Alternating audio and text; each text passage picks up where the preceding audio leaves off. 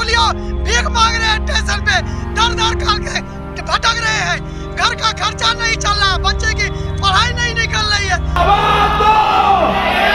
लेकिन हमारी जब रोजी चली जाएगी तो हमारे हाथ में कटोरा लेना पड़ेगा, हमको दर दर पर भीख मांगना पड़ेगा। देश के विकास में हम भी शामिल होना चाहते हैं, लेकिन देश के विकास में अगर हमारा रोजगार ही छीन लिया जाएगा तो मेरा विकास कहाँ से होगा? ये सवाल है मेरा सरकार से। पक्ष के सांसद, विपक्ष के सांसद, सभी सांसदों को हमने लेटर दिया है इन तमाम सारे मुद्दों को लेकर के, और एक बार नहीं अनगिनत बार लेटर दिए हैं। रेलवे बोर्ड को दिए गए हैं, लेकिन इस पर कोई विचार नहीं किया जाता है। हम किससे शिकायत करेंगे?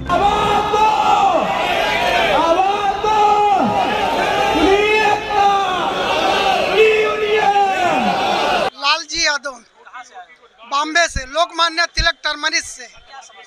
हमारी समस्या ऐसी है, आप एक्सीलेटर का सुविधा कर दिए, हमें खुशी है। आप हैंडीकैप के लिए सुविधा कर दिए, हमें खुशी है। आप कल 4 चक्की की गाड़ी चलवा दिए, हमें खुशी है। लेकिन हमारी जब रोजी चली जाएगी तो हमारे हाथ में कटोरा लेना पड़ेगा, हमको दर दर पर भीख मांगना पड़ेगा। हम भी एक बीजेपी का सभा सदस्य होने के नाते से आपसे निवेदन करता हूं, एक मुख्यमंत्री होकर लालू जी जब हमको डी ग्रुप में ज्वाइन कर लिया, आप एक देश का प्रधानमंत्री हो क्या? आप हमें रोजी नहीं दे सकते हो क्या? आप हमें रोजी नहीं दे सकते हो क्या? आज हमारे कुलियों भीख मांग रहे हैं स्टेशन पे, दर दर करके भटक रहे हैं। घर का खर्चा नहीं चल रहा, बच्चे की पढ़ाई नहीं निकल रही है।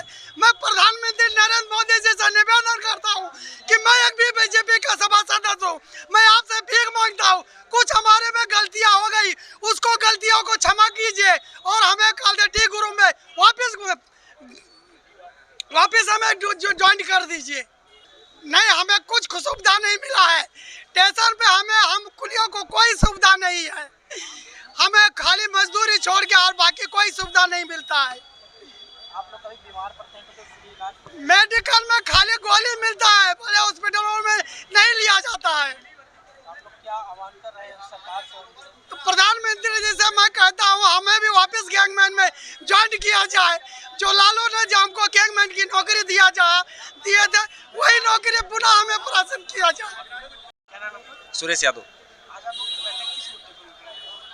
आज हमारी बैठक इस मुद्दे को लेकर के है कि जिस तरीके से सरकार ने हम कुलियों के लिए तमाम सारी फैसिलिटी चालू करके रखी है, लेकिन वो ज़मीनी स्तर पर हमारे लोगों को नहीं मिल रहा है। और आए दिन एक नई नई टेक्नोलॉजी लेके आई जाती है, चाहे वो निजीकरण को लेकर के हो या नई टेक्नोलॉजी को लेकर के हो, उससे हमारा कुली पूरी तरीके से प्रभावित हो रहा है। मेरी सरकार से मांग है कि जिस तरीके से 2008 में पॉलिसी ला करके कुलियों को परमानेंट एम्प्लॉय बनाया गया था, उसी तरीके से एक बार फिर परमानेंट एम्प्लॉय बना दिया जाए और सरकार को जो भी योजनाएं लानी है वो लाए।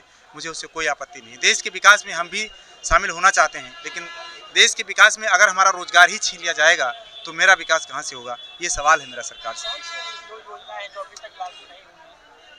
बहुत सारी योजनाएं जैसे जिसमें बच्चों का शिक्षा है। शिक्षा एक बहुत इंपॉर्टेंट चीज़ है। अगर शिक्षा जिस देश के अंदर से समाप्त कर दी जाएगी तो वो देश अपाहिज हो जाएगा। उसी तरीके से अगर हमारे बच्चों को शिक्षाएं अगर नहीं मिल पा रही, हमारे पास एक फाइनेंस मनी नहीं होती, हमारे पास इतना पैसे नहीं होता कि हम अच्छी स्कूल में पढ़ा सके। प्रधानमंत्री जी का एक बयान था कि हम आरक्षण को ख़त्म कर देना चाहते हैं। ठीक है, ख़त्म कर दो, लेकिन आप शिक्षा को भी एक श्रेणी में ले आओ, सारे लोगों को एक ही श्रेणी की शिक्षा दे दो, उसके बाद आरक्षण ख़त्म कर दो।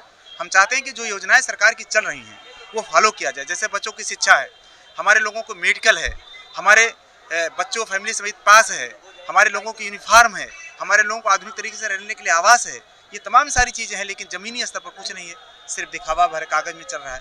तो इन सारी चीज़ों को अगर सरकार फॉलो नहीं करती है तो वो हमारे लिए नुकसानदेह है और समाज के लिए कहीं न कहीं नुकसान है। इसको सरकार फॉलो करे। इन्हीं सारी चीज़ों को लेकर के हम बैठे सर, इन तमाम सारे मुद्दों को लेकर के हमने कई बार रेल मंत्री जी को ज्ञापन दिया है, मिल करके ज्ञापन दिया है। पक्ष की सरकार को, पक्ष के सांसद, विपक्ष के सांसद, सभी सांसदों को हमने लेटर दिया है इन तमाम सारे मुद्दों को लेकर के, और एक बार नहीं अनगिनत बार लेटर दिए हैं। रेलवे बोर्ड को दिए गए हैं, लेकिन इस पर कोई विचार नहीं किया जाता है। हम किससे शिकायत करेंगे? हम शिकायत करेंगे अपने जनप्रतिनिधि से। जनप्रतिनिधि हमारा सांसद और विधायक होता है।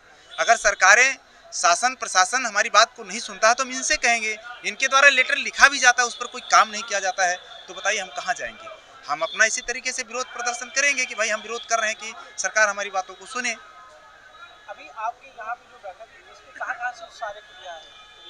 ये हमारे देश के अंदर जितने भी डिवीज़न हैं लगभग रेलवे स्टेशन से भी आए हैं। देश के अंदर 68 डिवीज़न हैं, पूरे भारत से सब जगह से आए हुए हैं, हर प्रांत से हैं, हर डिवीज़न से हैं। तो आज काम भी चारबाग स्टेशन या अन्य कोई बाधित हो रहा है जिसकी पूरी नहीं है? नहीं, ऐसा नहीं है सर। मैंने अपने लोगों को भी, कुछ लोगों को बोल के रखा है स्पेशल तौर से कि आप लोगों को काम करना है, हमारे यात्रियों को दिक्कत नहीं होना चाहिए।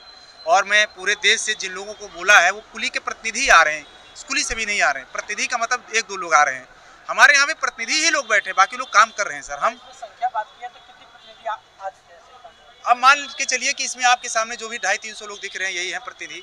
अब 68 है, 68 डिवीज़न है, तो एक डिवीज़न से 2 लोग, बड़े रेलवे स्टेशन से 2 लोगों को ले लिया गया है, ताकि हम एक सर्कल तैयार कर सकें और लोगों तक अपनी बात आसानी से पूरे देश के अंदर पहुंचाई जा सके कि हमें सरकार की जो नीतियां हैं उसके बारे में सरकार को कैसे हम बताएंगे कि ये नीतियां हमारे लिए गलत है, इस नीतियों को तब्दील किया जाए, हमारे लिए नई पॉलिसी लाई जाए और हमको एम्प्लॉय किया जाए। इन्हीं सारे मुद्दों को लेकर के हम आज यहाँ पर बैठक कर रहे हैं। आगे की रणनीति आपकी क्या रहेगी? अगर आगे की रणनीति फिलहाल अभी हमारी ऐसी कोई रणनीति नहीं, अब ये तो बैठक के बाद डिसाइड होगा कि हम आगे की रणनीति हमारी क्या होगी। अगर आप ये वीडियो YouTube पर देख रहे हैं तो हमारे चैनल को सब्सक्राइब करें और बेल आइकन को दबाना ना भूलें। अगर आप Facebook पर ये वीडियो देख रहे हैं तो हमारे पेज को लाइक करें।